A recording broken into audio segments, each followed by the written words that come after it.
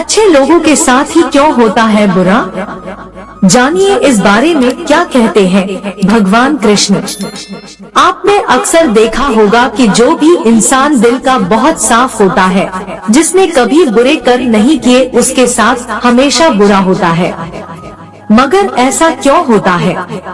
अच्छे इंसान को ही क्यों बुरा वक्त झेलना पड़ सकता है? अधिकतर लोगों को इसके पीछे का रहस्य नहीं पता होगा। इसलिए आज हम आपको बताने जा रहे हैं कि ऐसा क्यों होता है। इसका वर्णन भगवत गीता में भगवान कृष्ण ने किया है। भगवत गीता एक ऐसा ग्रंथ है कि उसमें इंसान के मन में उठने वाले हर सवाल का जवाब मिल जाता है।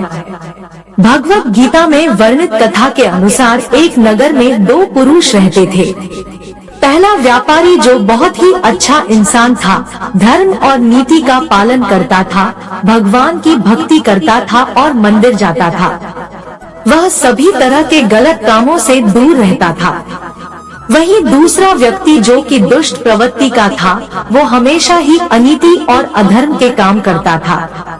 वो रोज मंदिर से पैसे और चप्पल चुराता था, झूठ बोलता था और नशा करता था। एक दिन उस नगर में तेज बारिश हो रही थी और मंदिर में कोई नहीं था। यह देखकर उस नीच व्यक्ति ने मंदिर के सारे पैसे चुरा लिए और पुजारी की नजरों से बचकर वहां से भाग निकला। थोड़ी देर बाद जब वो व्यापारी दर्शन करने के उद्देश्य से मंदिर गया तो उस पर चोरी करने का इल्जाम लग गया। वहाँ मौजूद सभी लोग उसे भला बुरा कहने लगे। उसका खूब अपमान हुआ। जैसे तैसे वह व्यक्ति मंदिर से बाहर निकला और बाहर आते ही एक गाड़ी ने उसे टक्कर मार दी। वो व्यापारी बुरी तरह से चोटिल हो गया। उसी वक्त उस दुष्ट को एक नोटों से भरी पोटली हाथ लगी। इतना सारा धन देखकर वह दुष्ट खुशी से पागल हो गया और बोला कि आज तो मजा ही आ गया। पहले मंदिर से इतना धन मिला और फिर ये नोटों से भरी पोटली। दुष्ट की यह बात सुनकर वह व्यापारी दंग रह गया। उसने घर जाते ही घर में मौजूद भगवान की सारी तस्वीरें निकाल दी और भगवान से नाराज होकर जीवन बिताने लगा। सालों बाद जब उन दोनों की मृत्यु हो गई और दोनों यमराज के सामने गए तो उस व्यापारी ने नाराज स्वर में यमराज से प्रश्न किया कि मैं तो सदैव ही अच्छे कर्म करता था, जिसके बदले मुझे अपमान और दर्द मिला, और इस अधर्म करने वाले दुष्ट को नोटों से भरी पोटली। आखिर क्यों? व्यापारी के सवाल पर यमराज बोले, जिस दिन तुम्हारे साथ दुर्घटना घटी थी वो तुम्हारी जिंदगी का आखिरी दिन था, लेकिन तुम्हारे अच्छे कर्मों की वजह से तुम्हारी मृत्यु एक छोटी सी चोट में बदल गई।